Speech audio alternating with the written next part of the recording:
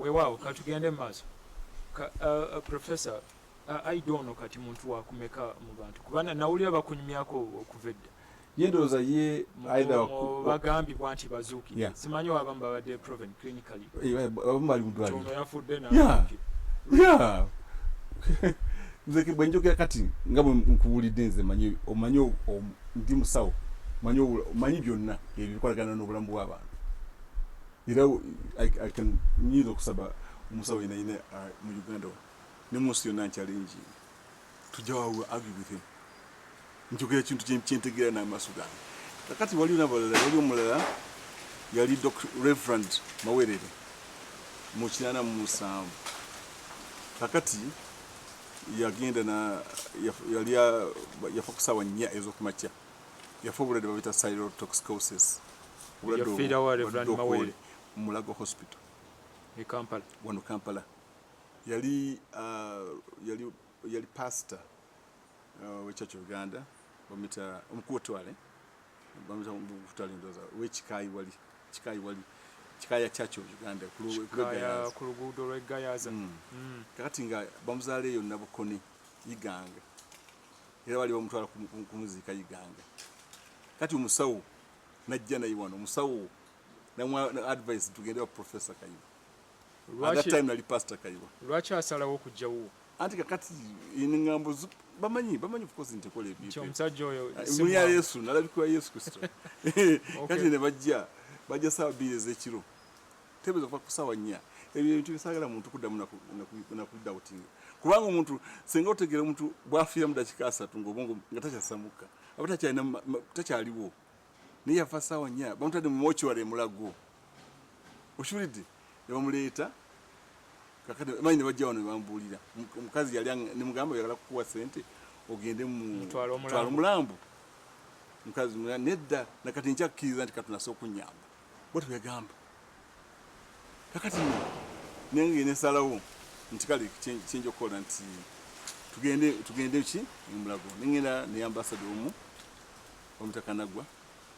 ningenda n'aba elders mu church n'omusawo n'amwandu nitugende Mulago muluka yange nga nze nvuga okutuuka eyo nezibiza mu katono bwenti ninda biwandiko nti ejja kuba mulamu obirabawo kulaba okwa vision nga biringa bya gold biringa muliro nga byaka otera okutambula n'ova wooli n'ogenda ewala awo nabirabirawo nga ffe tulaba okyaliwo naye nazirira bwenti ebirabirawo wendi ku steering y'emmotoka kakati nemugamba nebagamba mugende muno musanga omuntu wamu Yesu agambye ajja kuba mulamu ne badduka emisiri badduka abakazi ababiri awo gabadduka ne badduka emisiri mu busuuti zaabwe ne balinnya amadaala okutuuka mu okyole olwatuka bwe pa n'akolula n'atuula gwali mwaka ki 88 Julayi ngidde kuzunguza 20 Julayi 2 mu 1998 kakati ne bajja wano ne bagamba ekyamujje mundeetere nkya ajja kuba mulamu tukali nabanga mulamu mbandi awo mu service nga bazze tumukyalo yazuukidde lwatuuse bali akola ki n'atuula abasawe Mulago bagamba batya wawuliza ya kubandulu tebeetegera Dr. Omugenzi kyawire yali amulabire yali amujanjeba kyawire yali ENT specialist namuleka ENT specialist akola ku nnyindo yali alwadde wera Mulago webyo kakati no oluvanyuma ne bamu ne balanga ebyan ku radio ti omuntu twalanze nti yafudde akyali mulamu okusa nti okuzuuka kwe mutusonyiwe kuli cancelled abika kakati nagenda ne Nabukone eyo abantu ne bakuŋŋaana bangi nnyo nga yefe twenyini yefe mwenyini abaali mulumbe basula mulumbe yazuukira awonye ekyali kimuluma yazuukira nga kikendeddemu amaanyi nina abeerawo teyaddemu kubeera mu ddwaliro wakoma ddi okuwuliza nti akyali ndowooza mu 2000 awo wenasembayo kumuwuliza sikyamuwuliza naku wayeddamu naafa simanyi naye emyaka era mingi kuva 98 nali nkyamuwuliza almost all the time twali tulowooza nti abantu Katonda bazuukiza tebaddayo kufa baddamu kino kiba incident ate nekirala nti okuzuukira tekitegeeza nti kyekisinga okuba nti kikulu kubanga omuntu okubeerawo notafa kyekisinga kubanga omuntu ayinza okuzuukira ng'alina emyaka 3 n'afa ku myaka 35 gw'ate n'owangala emyaka 9 kati kiriwo ekisinga obulamu bwe businga okubeera ekikulu yemirako esinga naye kiri kyakulaga bulazi nti amaanyi ga Katonda weegali okubanga olina obulamu atuliza ekyo kyekisinga n'okufa n'ozuukira obulamu bwe ekyamuga ekisinga okubeera nti Katonda akwangaziza n'oweza emyaka 35 osana olujo isinge Katonda akutuusiza ku myaka 69 wekityo because Bible egamba omuntu afiira ku 7 ow'amaanyi ebyo byote ebyo yabyogera naye nga siteeka linnyini lyawo nti afiira ku 7 taata wange jjajja wange yawangala emyaka 7 ebintu bino be mubibuulira babikkiriza oba nabo omanyi ekifo kino tubaddeyo emyaka emeka wano okuva 77 at up to now najja 79 wano niye wano waliyo olabyewo abantu nga bakenda okubeerawo senga byali bya bulimba senga bakaladde abantu senga babivumbula dda abaasoma katugende tusabe Katonda gwe tumanyi ati abaasoma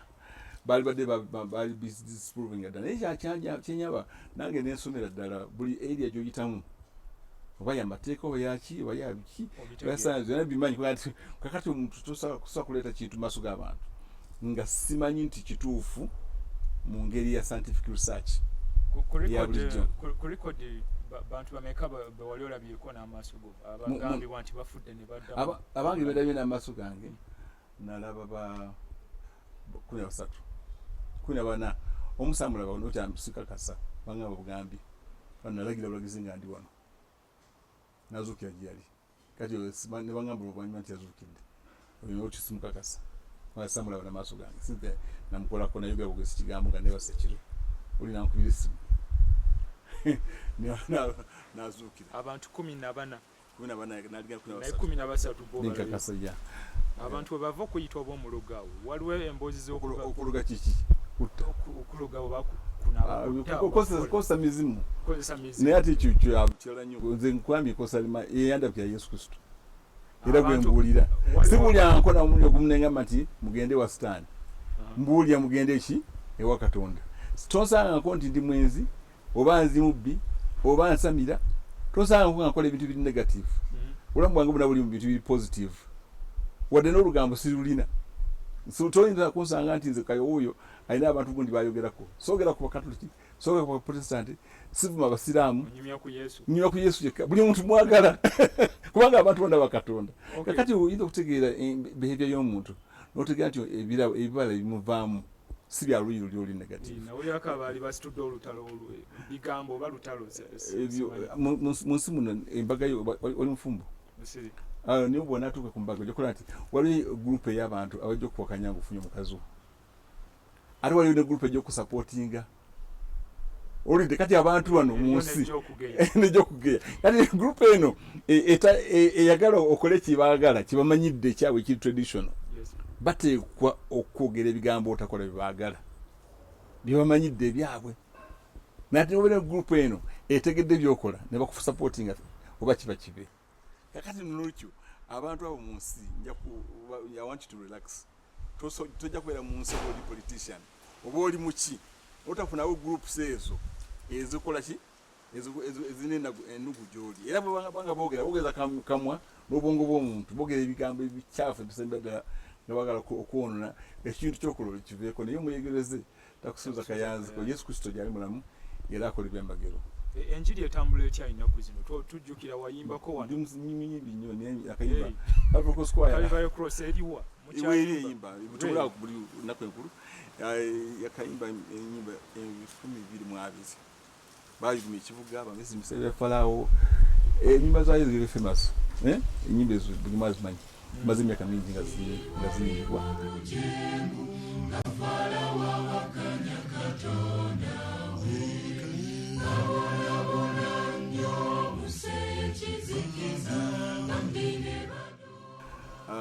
njiri eri kyaliwo nange ndi muyimbi slowly change everything is going on except ebintu bi improving much better kakati tuli mukolagana n'aba national council kisa kino tukuŋŋaanya funds according to their guidance okulaba nti university ebeera wano abantu basomese bafuna education international mu ggwanga lyaffe. That's how the improvement efana bwekyo ekituli. Enjiri eraga wa Professor Simeon kubanga kuva 77 kati ogenda myaka 3 ngoweereza. Mulaga wakati myaka egiddako ng'etaano. Kati kitugenda maaso kati kyetuliko mainly kakati kwe kusimba enjiri nga kuliko abagibuulira nga bayigirize basobole okulwanirira ebintu byebakola mu ngeri y'amagezi agakkirizibwa mu nsi. Balimu kwogera bigambo bya mu bbanga mu butamanya ate okusekereza Yesu Kristo. Kibola nti Yesu Kristo kyakola Sao Paulo yasoma namusaawo oluvannyuma tayenda omuntu yasoma tasobola kwekomiting tasobola kwekomitinga ku kintu kya bulalu oba kya buyaaye kubanga aba yasoma. Kati nolwekyo kyetwagala kati abantu bonna babeere nga basoma si bokka abali balokole n'abatali balokole buli muntu yenna abeere nga buli kintu kyayogera akibesinga ku knowledge and enlightenment nga akibesinga ku principles ku theories ku bintu ebikizibwa mu nsi. Nedda si kajanja kabayivu obwongo bw'omuntu buno obugenda okufuna enjiri eno muli abantu abamu batasobola kulokoka okujja nga banyonyodde mu ngeri gye bategeera. Oli abantu abana arrogance and ignorance at the same time. Nenga arrogant because of their education. Arrogant because of education and money. Kakati ngate bali ignorant ku bintu ebya Katonda. Kati kyokola obajjako ignorance amala gano gagenda gakendera bategera nti onda balina ofukamira basize Katonda waaba mu ggulu. It doesn't matter who. Bonna buli muntu yeetaaga Katonda ne wolikola otya waindi up nga muvunze nga wala Gaddafi ne bwango na sente zenkanawa nakode nga somo otya baga mubanyumiza geyena naye bya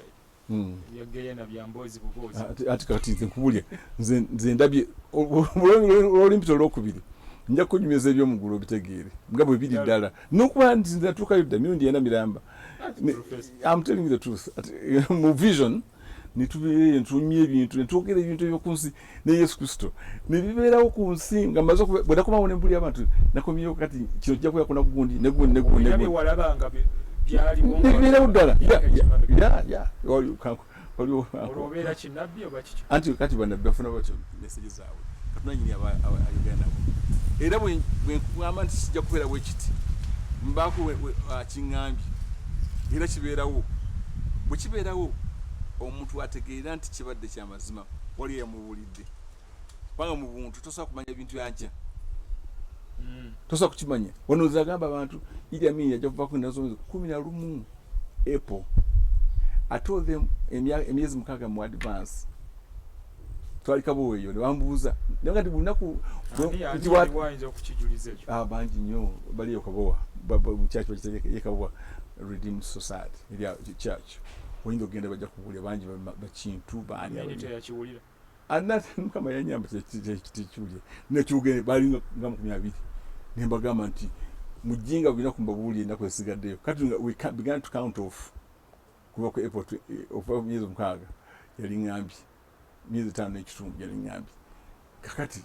nekibeerawo ddala ku lunaku lwennyini nabaga nti kijja kubeera ku midnight ajja kujja ku midnight between ennaku zomwezi nga 10 ne 11 bwe kitakola bwe kityo nyemu kuba amayinja goyinza otya okukikola ekintu ng'ekyo